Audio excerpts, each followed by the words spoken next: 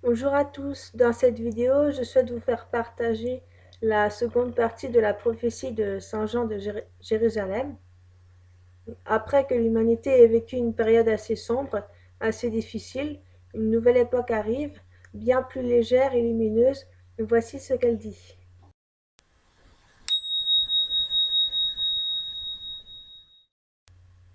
Lorsque ce sera le plein de l'an 1000, qui vient après l'an 1000, les hommes auront enfin ouvert les yeux.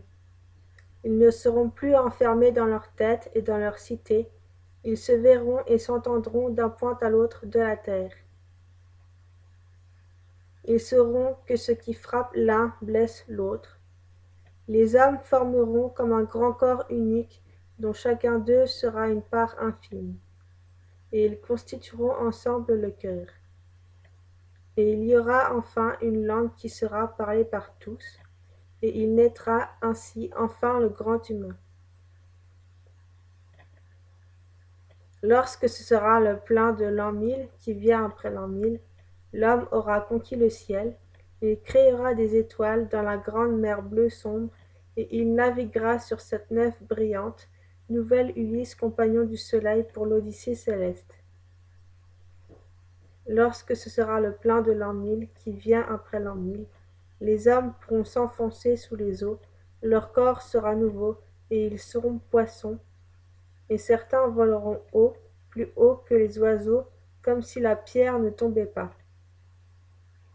Ils communiqueront entre eux, car leur esprit sera si grand ouvert qu'il recueillera tous les messages, et les rêves seront partagés. Et ils vivront aussi longtemps que le plus vieux des hommes, celui dont parlent les livres saints. Lorsque ce sera le plein de l'an 1000 qui vient après l'an 1000, l'homme saura quel est l'esprit de toute chose, la pierre ou l'eau, le corps de l'animal ou le regard de l'autre. Il aura percé les secrets que les dieux anciens possédaient, et il poussera porte après porte dans le labyrinthe de la vie nouvelle. Il créera avec la puissance et le jaillissement d'une source, il enseignera le savoir à la multitude des hommes, et les enfants connaîtront la terre et le ciel plus qu'aucun avant eux. Et le corps de l'homme sera agrandi et habile, et son esprit aura enveloppé toutes choses et les aura possédées. Lorsque ce sera le plein de l'an 1000 qui vient après l'an 1000, l'homme ne sera plus le seul souverain, car la femme viendra saisir le sceptre. Elle sera la grande maîtresse des temps futurs, et ce qu'elle pensera, elle l'imposera aux hommes. Elle sera la mère de cet an 1000 qui vient après l'an 1000. Elle répandra la douceur tiède de la mer après les jours du diable. Elle sera la beauté après la laideur des temps barbares. L'an 1000 qui vient après l'an 1000 se changera en temps léger. On aimera et on partagera, on rêvera et on enfantera les rêves. Lorsque ce sera le plein de l'an 1000 qui vient après l'an 1000, l'homme connaîtra une seconde naissance. L'esprit saisira la foule des hommes qui communieront dans la fraternité. Alors s'annoncera la fin des temps barbares. Ce sera le temps d'une nouvelle vigueur de la foi. Après les jours noirs du commencement de l'an 1000 qui vient après l'an 1000, s'ouvriront des jours heureux. L'homme retrouvera le chemin des hommes et la terre sera ordonnée. Lorsque ce sera le plein de l'an 1000 qui vient après l'an 1000, des voix iront d'un bout à l'autre de la terre et du ciel à l'autre bout. Les forêts seront à nouveau denses et les déserts auront été irrigués. Les eaux seront redevenues pures, la terre sera comme un jardin. L'homme veillera sur tout ce qui vit, il purifiera ce qu'il a souillé, il sentira toute la terre comme sa demeure, et il sera sage, pensant au lendemain. Lorsque ce sera le plein de l'an 1000 qui vient après l'an 1000, chacun sera comme un pas réglé. On saura tout du monde et de son corps, on soignera la maladie avant qu'elle n'apparaisse, chacun sera guérisseur de soi et des autres.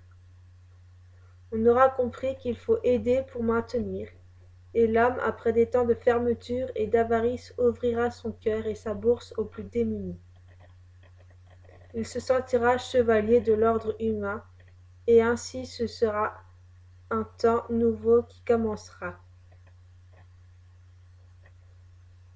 Lorsque ce sera le plein de l'an 1000, qui vient après l'an 1000, l'homme aura appris à donner et à partager. Les jours amers de solitude seront enfuis, il croira à nouveau à l'esprit, et les barbares auront acquis droit de cité.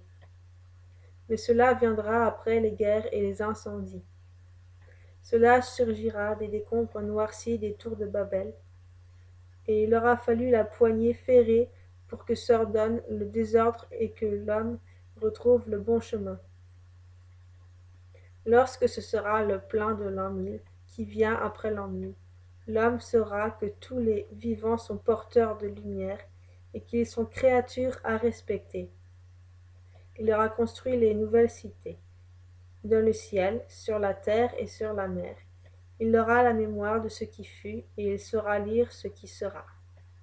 Il n'aura plus peur de sa propre mort, car il aura dans sa vie vécu plusieurs vies. Et la lumière, il le saura, ne sera jamais éteinte.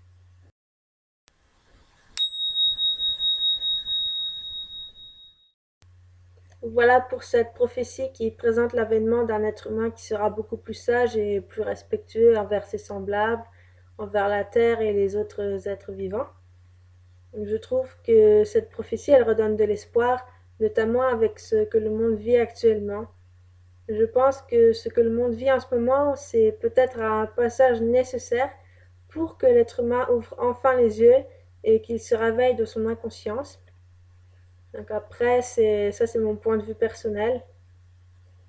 Donc voilà, c'est la fin de la vidéo.